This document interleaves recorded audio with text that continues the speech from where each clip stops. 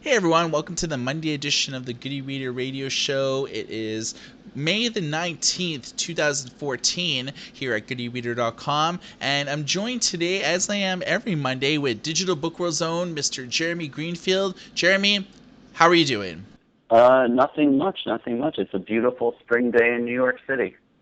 Finally. So, we didn't do the show last Monday because you were actually in Boston. That's right. I was at the How Design Live conference. It's a very large design conference that my company runs. It's a fantastic show.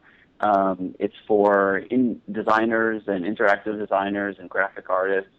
And about 3,500 people came. Fantastic speakers, and it lasts all week. I'm very partisan, obviously, for Digital Book World, but How Design Live might be an even better show. It's so big and so exciting, and I really like design stuff. I think design's interesting and important, and obviously with the internet, we have such an opportunity to see designs in a way that we never really had before. So I thought it was a great show. Excellent. So the one of the biggest stories, I guess, of the last 2 weeks has been the whole Hachette and Amazon the renegotiation of their contract. And I guess sort of the short story is that Amazon sort of playing strong arm tactics.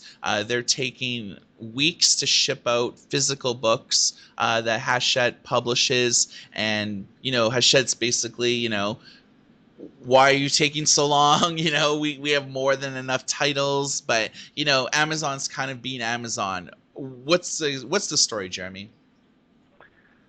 Well, I think you described it pretty well. What's happening physically, that Amazon seems to be not keeping enough stock of Hachette's books to be able to fulfill all the orders in a timely fashion compared to what it does for other companies' books, and really for all the goods it sells. And if you're familiar with Amazon, you know that getting its stuff to its customers is one of its highest priorities. So when things are out of stock from a major supplier that has a long track record of having things in stock, it's a signal that something is happening. What's largely thought to be happening, because Hachette told the New York Times that this was happening, is that Amazon is not keeping enough of its books in stock and not discounting its books the way it was a month or two ago. And it's resulting in losses of sales for authors and for the publisher. And we had an author, a Hachette author, Michael Sullivan, who has a best-selling science fiction fantasy series, and he wrote a blog post for us on Digital Book World about just how this dispute was affecting his business. And it's affecting it pretty strongly, actually. He had his print sales across all channels decreased by almost 50% in the first 4 months of the year versus the first month of the year. And he saw his eBook sales rankings decline precipitously. And we know from following this for a very long time that eBook sales rankings are a very good proxy for sales in general. So, he's probably not alone among authors who are making less money now because of the stance Amazon's taking. Amazon is definitely well within its rights not to discount ebooks as much or to keep as many books in stock. It's a business decision that it can make. But it's a little surprising to a lot of us who have watched Amazon, because usually when Amazon negotiates with its partners, it doesn't put its customers in the line of fire. And in this case, it is putting its customers in the line of fire because customers who want to buy, a certain Malcolm Gladwell title, for instance, are having trouble getting it in a timely fashion from Amazon, and they can get it in a timely fashion from any other supplier, really. The other thing that's surprising about this is that authors are really suffering. Hachette authors are suffering. Amazon, has this party line of, we are in favor of authors and we support authors. But maybe that's not entirely true if it's an author that is working with a different supplier, a different publisher, and not Amazon Publishing or working directly with Amazon as an indie author. So this has been an interesting story for us in the industry to follow, and so far I haven't seen any word of a resolution. Well, at least this is not happening like the negotiation of the Macmillan contract, where they actually removed all the Macmillan titles. Remember that? Like a few years ago? Yeah, That was a couple of years ago when Macmillan wanted to go agency, and set its own prices for ebooks. Amazon was very against that, and buy buttons were removed from Macmillan titles for a weekend in which probably millions of dollars were lost. For everybody involved, the authors, the agents, the publisher, and Amazon itself certainly had a lot to lose there too. And customers were affected as well. And Amazon actually ended up backing down there. But Amazon has more market power now than it did then. And ebooks are a much larger business as a percentage, and Amazon is dominating that market. Amazon has grown in the physical book market as a proportion to other physical booksellers. So it has more power now, and it might have the ability to wait something like this out. And second of all, we're not talking at this point about buy buttons being removed. Right now it's a slowdown in sales. It's not a stoppage in sales. So that is a key difference, but it's still a pretty protracted fight. We're hearing reports that other publishers are facing similar tactics from Amazon when renegotiating their contracts. And this is probably about, the amount that Amazon can discount titles. It could be about Amazon's margin. It could be about the publisher's margin. And it's just about the general terms of the contracts. So the way I see it, basically, I think that Hachette will eventually acquiesce to Amazon, because there's no way that Hachette cannot do business with Amazon with either their digital titles or their print titles. Amazon just they're the most dominant player in the ebook space, but also with online book sales as well. So I really don't think that Hachette could afford to really play hardball with Amazon for too long, because the company is losing money, its authors are losing money. Eventually, I think that Amazon will get the better deal. Like, they'll have the better bargaining power where they'll be able to get closer to what they want rather than Hachette getting the closer deal to what they want. And I think, a lot of this comes down to the abolishment of the agency model, where there's no uniformed ebook price anymore, but we're almost going back to that sort of hybrid wholesale model where companies like Amazon could charge as much as they want for the book, but the publisher and the author still makes the same amount of money as if it was being sold at a higher price. And this is just to destroy the competition, and as we see, it's working. Sony's closed down North American operations. They basically closed down worldwide operations. Kobo doesn't really sell books in the States anymore. Instead, all people who want to buy books from the States have to use Kobo's Canadian site, and even Kobo's in trouble in Canada. There's a big there's a big thing going on in the Canadian courts with Kobo about how they're saying that the agency models, the abandonment of it is destroying their business, and they're trying to get something happening here with the courts. And so I think that in the end, I think Amazon and the Hachette deal will be ironed out and renewed, but at the same point, I think Amazon's going to win here.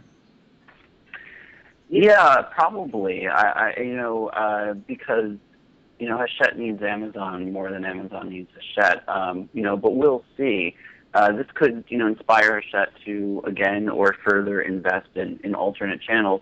And, I think bringing up agency pricing makes a lot of sense. You just kind of go back to thinking about, what happened in the ebook price fixing trial, and how this affected the market. One of the unintended consequences of Apple entering the market and establishing agency pricing was that Barnes & Noble established a foothold.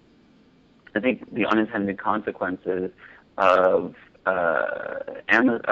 the agency price fixing decision, which Amazon, wasn't a plaintiff in that, just helped supply evidence, and a lot of people in the industry think was one of the reasons the trial happened and the action happened, has gained a ton of market share, and a lot of its competitors have gone away. And I wonder, if a year or two from now, if things keep on going in the same direction, really Amazon is the only viable ebook retailer in the U.S., whether the Department of Justice will regret what it did or not. I mean, clearly the publishers colluded in a very improper way to essentially fix the price of ebooks. But the remedies in the marketplace forcing agency pricing away, almost in my mind arbitrarily, that was a remedy, really changed the game significantly for Amazon. And I think we're seeing its effect on the market today in things like this action with Hachette. All right. So the other big story, I guess, that's transpired over the weekend was an annual conference called the RT BookLovers Convention, and this happened in New Orleans. And I guess what had happened is it drew about 700 authors, and there was, I think at the height, about like a few thousand people that came to get autographs, to buy books, and things like that. But we saw like a huge segregation effort here, where the traditionally published authors were in one room, and then in a room half the size were the indie authors, aspiring writers, and so on. But the convention basically pigeonholed all self-published authors into aspiring authors, and they actually handed out ribbons to everyone. So if you belonged to like a publishing house like Simon and Schuster, Hachette, and so on, you had a ribbon on your badge that said published author, whereas everyone else had little ribbons that said aspiring authors. And a lot of indie authors who attended to this event are writing. It's basically a firestorm right now, where all the indie authors are busting out their pitchforks and their flaming torches, and they're saying that segregating us into a room half the size, where even the tables were half the size. The published authors had tables like 6 to 10 feet in size, and the indie authors had tables that were 2 to 3 feet in size, and there was just a lot more people there, a lot less room, and things like that. But what I had heard was that the traditionally published authors actually brought books with them to sell and to have autographed, whereas with digital, with indie authors, most of the times they're selling things digitally, so they didn't need the large table space, because most of them were just selling books on Kobo and iBooks and Amazon and things like that, or if they did sell books, it was on consignment. What are your thoughts about this, Jeremy? It seems needlessly stupid. I mean, it's not like the organizers of that conference are unaware of what's happening in the book publishing world right now, and in the indie publishing community in particular. I mean, this move was obviously going to be met with a huge amount of anger and frustration, and I don't think that the table size is necessarily what it's about. I mean, there is a practical consideration, as you bring up. And even the separate rooms, because even though one of the rooms was reportedly very far away from the other, where the authors were, and they tried to start driving foot traffic there when they saw it became a problem, I think you could bill that as, this is the special indie author area. But the main problem, I think, is the naming, aspiring writer. I mean, many of these people are aspiring to something else, but many of them are doing what they want to be doing. And they are, running publishing companies essentially with their own titles. And the indie author community, for some reason, is extremely sensitive. I'm not saying that they shouldn't be, but really they shouldn't be that sensitive, but they are. And this was bound to just go over extremely poorly as a result. So I'm not surprised about this. I think that the RT organizers just made a huge stupid mistake. And I think, other conferences will learn from them, hopefully.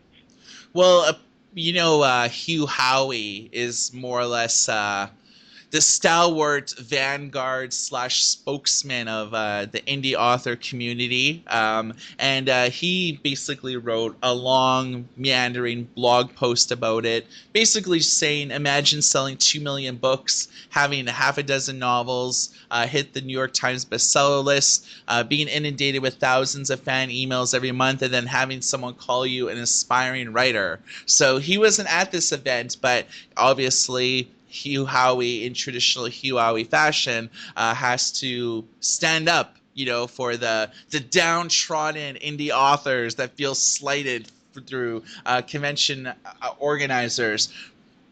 let's talk Howey for a minute, Jeremy. He's sold a lot of books. He's probably one of the most successful indie authors out there, self-published authors, turned down many publishing deals in the hopes of, having a little bit more control over his future and things. Do you think that a lot of people say that he is the spokesman of self-publishing? Do you think that that's the case? I think he stepped into that role to some extent. I think that, Mark Coker has been in that role to some extent. And Sylvia Day has talked about it a lot, the hybrid author as well. All of us in the media side have really talked about self-published authors a lot. But yeah, he definitely is one of the leading ones, if not the leading one. And, I think he's absolutely within his right to write about something as silly as this. So I would definitely not surprised of what he said. And I think to some extent he kind of stokes the flame of being sensitive to some of these issues because it's confusing to me, and I'd like it explained, what is at stake in some of these things? To have a tag that says aspiring writer to be put off to a room on the side, to be, let's say, given less space, even though it doesn't really make that much of a difference, I could see what's at stake there. But when it comes to smaller issues of how well are indie authors actually doing, and conflicting studies come out, and one study is wrong and evil and has an agenda. I don't understand where some of those thoughts come from, and where some of that animosity and some of that emotion comes from. But I do think he's within his right to write about this, and I think that he's benefited to some degree from stoking that fire a little bit, and more power to him if that's what he wants to do. That's the exact way that I feel about him. I feel that this is the way that he keeps himself in the news by doing these author earnings report, stoking the flames, as you adequately put. I think that this is. Hugh Howey and Amazon are very much the same in this regard. I mean, being journalists, it does a single week go by that we don't get some sort of press release or email from Amazon about something that they're doing. And this is almost like the same with Hugh Howey, where not a week goes by that he's not saying something semi-controversial, and then so many people pick up on the story and write about it. And in between books, this is like a good way to keep himself in the news and to get all the other indie authors rallying behind him. So when he does release a new book, chances are it'll sell better than the book prior. Getting back to the... Yeah. Oh, sorry, go on.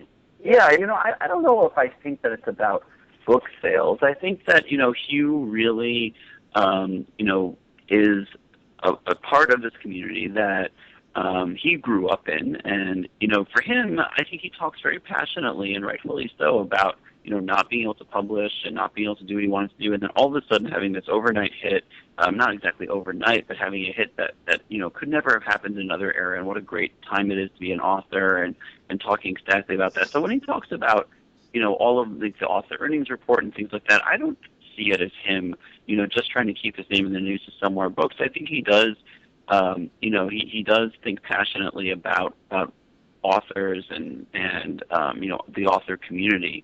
But I think that sometimes I don't understand why there's so much sensitivity around certain issues. And I think, Howey is also positioning himself, I think, for perhaps a time after novel writing. The author services industry is a huge industry, and publishers are part of that industry, and companies like Author Solutions and Smashwords are part of that industry also. There's a huge cottage industry of, freelancers who have cropped up there. Hugh Howey could very easily slide into that as a consultant for some of these author services platforms. He could consult for indie authors themselves. And, I think if there's any way that talking about it helps him make money, it's that. You raised an interesting point because that's sort of the way that I feel about Mark Coker being sort of one of those pillars of the self-publishing community. I can never really take what he says seriously, like when he writes pieces for the Huffington Post, and he's always talking about, this is the greatest time to be a self-publishing author. And did you see the self-published manifesto that he wrote? Yeah, that didn't make much sense to me, to be honest. And I say that with the utmost respect, because Mark is a super duper smart guy and super on point. But that manifesto, I think that was a little bit more of the same saber rattling that we're talking about, kind of riling up the base of the indie authors to get excited about issues that I think ultimately are not really issues. That manifesto pissed me off to no end. I was like gonna write, a scathing rebuttal to it, and then cooler heads prevailed. But he runs Smashwords, and I think that like almost everything that he says is just basically to get more people publishing on his platform. And that he always sort of has that agenda where it's like he runs a for-profit company in the end, and it's only in his best interest to be one of those pillars of the self-publishing community, or at least paint himself out to be, because in the end, the more that Smashwords is quoted in the media, the more that Mark Coker's name's in the media, the more people that may elect to go publish with Smashwords and distribute it to Amazon rather than going to Amazon directly and self-publishing with them. So yeah, that said though, he is running a business that is based on that proposition. And I think that it makes complete sense then that he would write things that got people onto the Smashwords platform. I don't blame him for 1 second for doing anything he can, not anything he can, but things within reason to get people interested in indie publishing, get people interested in Smashwords. Then it's marketing. It's marketing for him. When the marketing is masked as what is right and what is wrong, that's when it can be irksome. But I don't think Mark really veers into that territory. But I do think that the manifesto was more about kind of, riling people up. It wasn't more about riling people up, but it sort of went sort of edged in that direction rather than, helping self-published authors do their business better, which I think is really what Smashwords is about. All right, let's talk about something else. Scribd has reported that they have over 400,000 ebook titles, and in terms of revenue, they're ahead of Oyster. Yeah, I sat down with Trip Adler, the CEO of Scribd, last week, and we talked at length about those two things. And, I think in fairness, just to sort of go back to how this sounds coming out of Trip's mouth, that, he wasn't negative about any of his competitors. He was actually quite positive about the industry as a whole, including his competitors. And he thinks that there's a lot of room for many different companies to be involved in the subscription ebook business. And, he happens to think Scribd is the best one of them, of course. But he, does think there's a lot of room, and did talk a little bit about his competitors, and I faithfully reported what he said. But we talked about a lot of other things as well. I think one of the benefits of Scribd was that, it was around for like 7-8 years, and Oyster and Entitle and all those companies, they're newcomers. And I think one of the competitive advantages that Scribd has is that they have just that deep Google history where like everyone's linking to their site, people talking about it. So it's no surprise that they're doing better, just because they have, it comes down to that they have more marketing clout on Google. After all those years of people talking about them, obviously they're going to show up first from their competitors that have been around for like a year or less, and they just don't have all those people talking about their sites. So one thing I actually found interesting, Jeremy, about Oyster and Scribd was that they both have deals with Smashwords, and a lot of their titles actually are self-published titles that they have in their library. Yeah, absolutely. So a lot of stuff that you said makes a lot of sense. Scribd is also international, whereas the other ones are not. Scribd is on more platforms. Oyster is really just cell phone only, and it has 80 million monthly visitors. So it has a huge head start against the other services. And, let's be honest, it's cheaper. It's $1 cheaper per month. I've heard rumors that Scribd is roughly 3 times as large as the next largest one, but that is completely unconfirmed and shouldn't be trusted for anything beyond just being an unconfirmed rumor.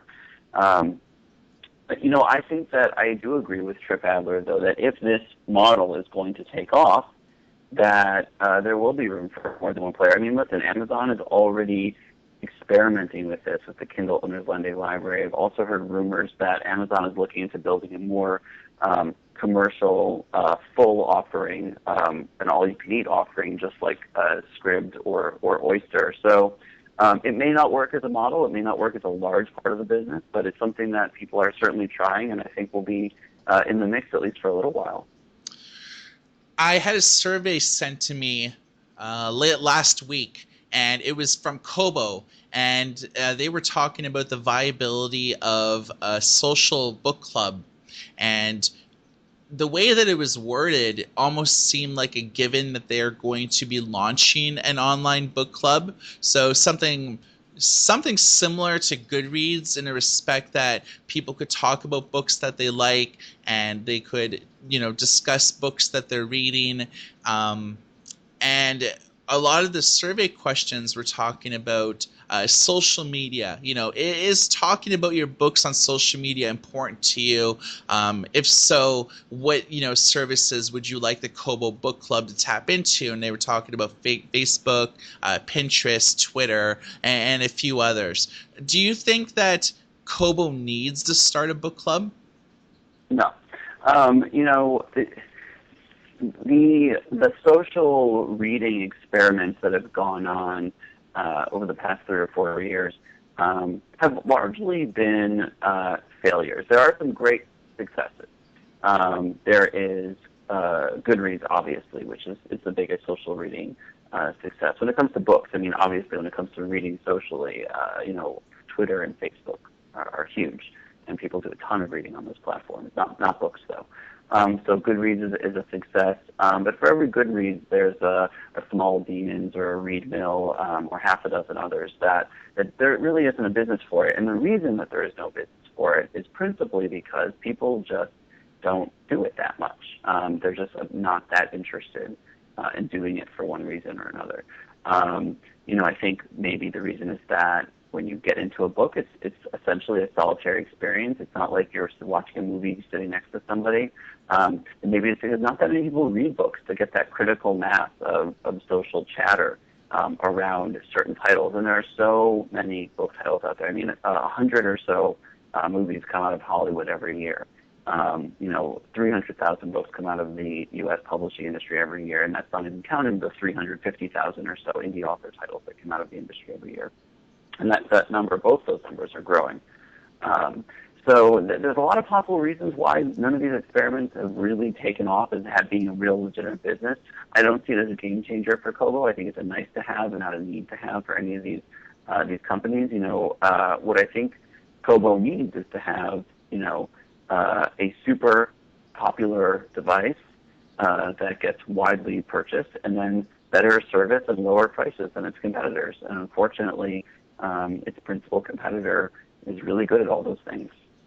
Well, I mean, the Kobo, I think, is a distant number 2 to Amazon, and Kobo doesn't really have any social. You think more than Apple?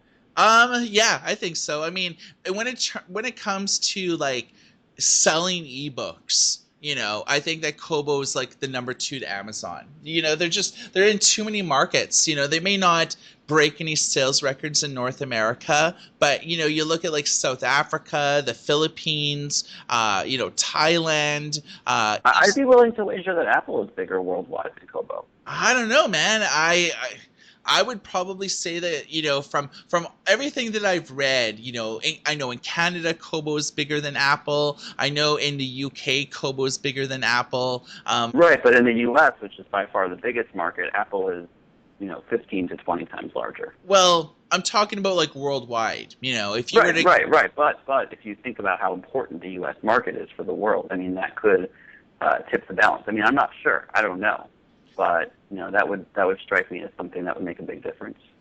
Well, I mean, I know so many people that like read ebooks. I don't know anybody that reads like ebooks on iBooks on their iPhone or iPad. Like, I don't know anybody.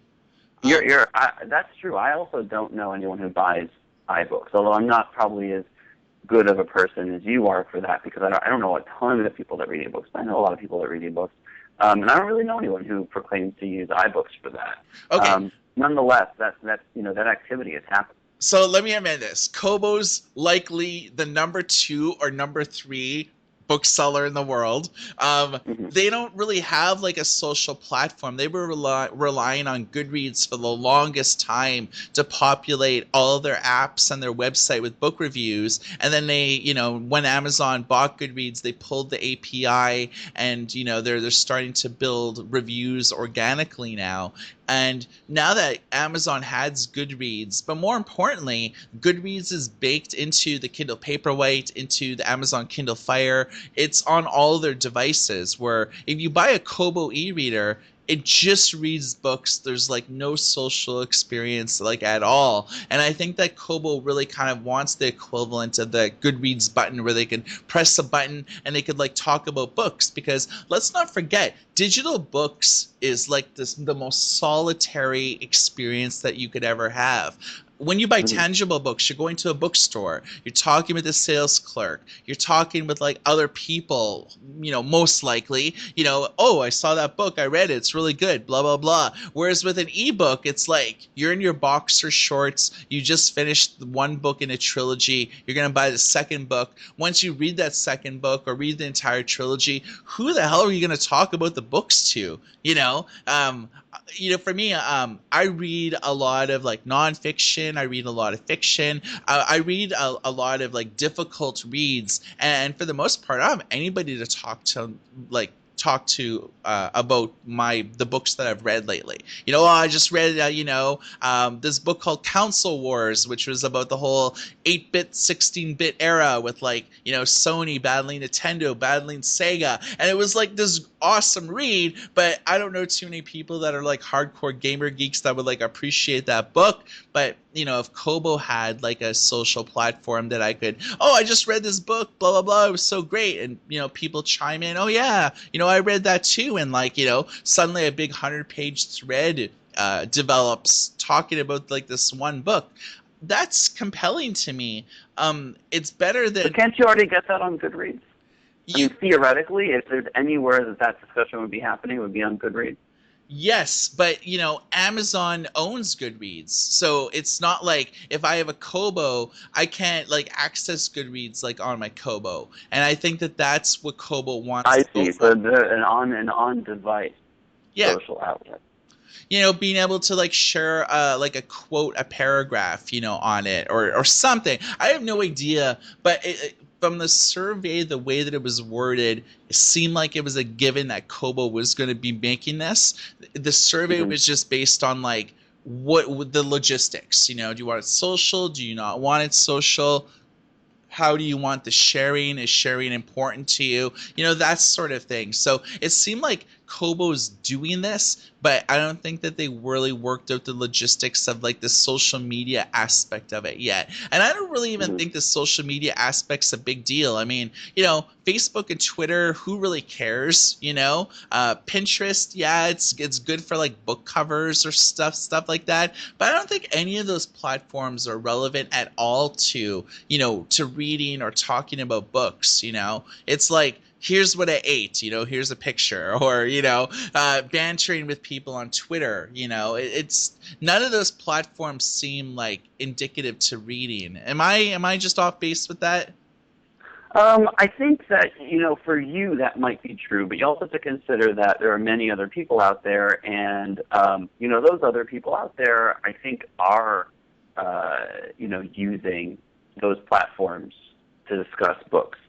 Maybe not the same as Goodreads, and maybe it's a different kind of book discussion. Maybe it's where the 50 Shades of Grey discussion happens. But I do think there are book discussions happening on those other platforms that are worth thinking about and talking about. That said, I think you make a very good point about having, Kobo wants its own on-device social experience. I can tell you that I, when I read ebooks, I mostly read on my Kindle app, on my iPhone, and the Goodreads integration, I don't use it, but I do notice it, and it's nice. It looks nice, and I could see how someone would definitely use it. So I could understand why Kobo would want that, to give someone like you already its users that experience. I don't think it's going to make a difference in terms of Kobo's being able to grow its market share significantly, but I think it'll be nice for its readers to have. So we're talking about social media and and things like that. Did you hear about a new option that Twitter was introducing called Twitter Mute? No. Okay, so this is a feature that's going to be hitting all their apps and their web, in a staggered release. They gave a timeline of about a month or so. And what this will do is that, in the past, if someone was spamming you, buy my book, and you wanted to say, shut up, basically you had to unfollow them in order to not hear them talk anymore. And with publishing companies or brands or journalists and things like that, you often have a lot of people following you. And in the most cases, you follow a lot of people because the more people you follow, the more people that will follow you, the more that, the more of a man you seem, or a woman that you would seem, I guess. But Twitter Mute would allow you to mute people without having to unfollow them. So it's a way that you can kind of keep your Twitter stream relatively clean, so you're only seeing the tweets from the people that you like the most. Like, same with me, I have I think with the Goody Reader account, I think we follow like 20 people, but we have like 12 or 13,000 people that follow us. And I deliberately follow less people because I don't want to like log into Twitter and just see a bunch of inane friggin' chatter. But with Twitter Mute, you could follow a million people and just mute them all, and this way you're not actually seeing them on your stream. And I think that this is great because all the time, like I see self-published authors and even traditionally published authors that like do nothing but like gratuitously self-promote themselves, and most of it's all just like buy my book, buy my book, buy my book, buy my book. And this is like a way that we could actually shut these people off without having to like unfollow them. Yeah, no, I think that makes a lot of sense, but I think ultimately you should just unfollow them. And, I think one of the things that's been great about Twitter and why so many people have moved over from using Facebook to using Twitter for discussion and for news dissemination is that it's pretty transparent. That, you can see your network, you can see other people's networks, you can see if someone's kind of just a spammer, you can see if someone's just getting followers so that they can have more people follow them. And this really makes it gives you almost no incentive, or it gives you less of an incentive not to follow a million billion people and sort of tap them on the shoulder and hope that they follow you back. So I don't really love this move. I think this move is like good for certain people. Yeah, I mean, it's the same thing. It's like, I think muting is just like enabling them to spam more, in the hopes that like some people will like see their message. But I've written about a few times about how often like these spammy Twitter authors will often get trending terms, and then they'll take advantage of those trending terms just to like spam about their book. So a lot of the times if you use Twitter, there's like 10 or so trending terms of whatever's popular going on at that time. And a lot of the time, authors will either make their own term trend just because there's so many bots and robots and people spamming the same stuff, or they'll like hijack other trending terms in the hopes that like when people have clicked on those trending terms, you'll see all these like authors like, oh, hashtag, whatevs, buy my book, that sort of thing. So I see mute as being a pretty good boon, but I think it's only really relevant to like certain people. So before we close the show out today, Jeremy, what are your final thoughts? I would like to invite everyone who is listening to our webcast on Wednesday.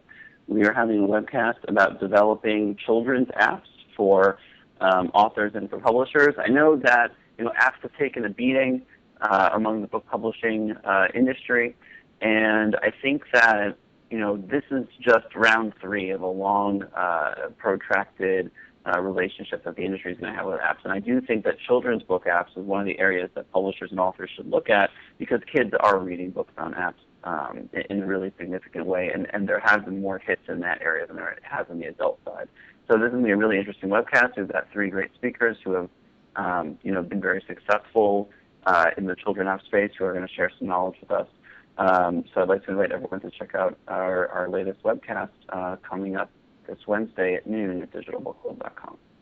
Speaking of digital book club, digital sort of videos at DBW, did you, last time we talked, you mentioned an eBook subscription debate. That's right. Did that happen?